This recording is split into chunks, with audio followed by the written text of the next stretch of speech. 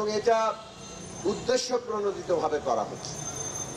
প্রথমত, ইসলামে আকীদার যে পার্থক্য সেটা নতুন কোনো বিষয় নয়, এ নিয়ে তর্ক চলবে, কিন্তু কারো উপরে জবরদস্তি করা যাবে না। আমরা এই দেশের বিজ্ঞ আলেম ওলামাদের কাছে অনুরোধ করব, তারা যাতে এই ধর্মীয় নির্দেশনা দেন যে সহনশীলতা আমাদের ধর্মের জন্য জরুরি, রাষ্ট্রীয় জীবনের জন্য জরুরি, এবং বাংলাদেশের বিশেষ যে বাস্তবতা আমরা এখন আছি, ঐতিহাসিক মুহূর্তে আছি, আমাদের দেশের ছাত্র শ্রমিক জনতা একটা গণ অভ্যুত্থান সৃষ্টি করেছে। এই গণ অভ্যুত্থান একটা নতুন বাংলাদেশের যাত্রার দিকে যাবে।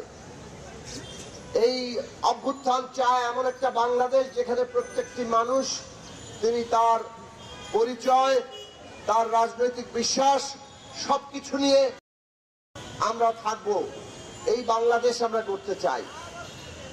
আজকে যখন এইরকম একটা বাংলাদেশের ঐতিহাসিক মুহূর্ত তৈরি হয়েছে, তখন দেশের ভেতরে পতিত স্বৈরাচার এবং দেশের বাইরে বাংলাদেশের যারা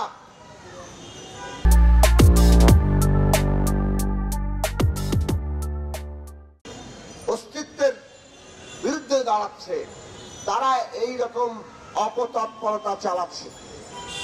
তারা মন্দিরে হামলা করেছে, হিন্দু সম্প্রদায়ের উপর হামলা করেছে, তারা এই দেশের রাষ্ট্রীয় প্রতিষ্ঠানগুলোর নানাভাবে অকার্যকর করে দেওয়ার চেষ্টা করছে, এবং আমরা এখন দেখছি মাজারের উপর হামলা করছে।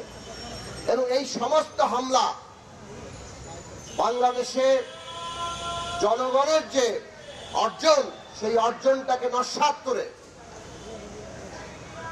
বাংলাদেশকে অস্থিতিশীল করে রাখার এবং সেই অস্থিতিশীলতার সুযোগ নিয়ে এই অভ্যুত্থান ব্যর্থ হয়ে গেছে, এইরকম একটি অবস্থা তৈরি করার চেষ্টা। কাজেই আমরা আবারও সবাইকে আহ্বান জানাবো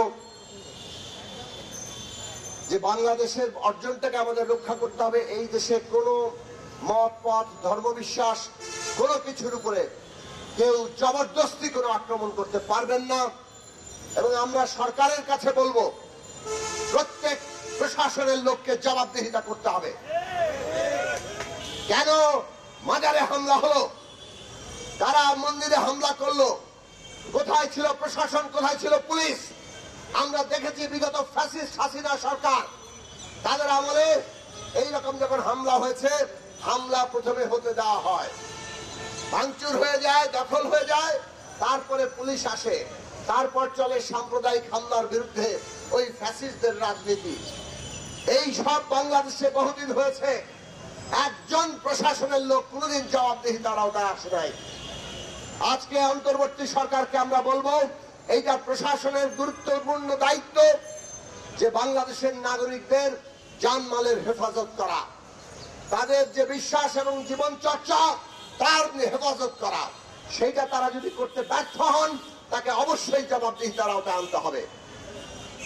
আমরা বাংলাদেশের মানুষ এই বর্তমান যে অভ্যুত্থানের উপর দাঁড়িয়ে থাকা সরকার, তাদের কাছ থেকে গুণগতভাবে নতুন যাত্রা চাই। একই জিনিস চলতে থাকবে,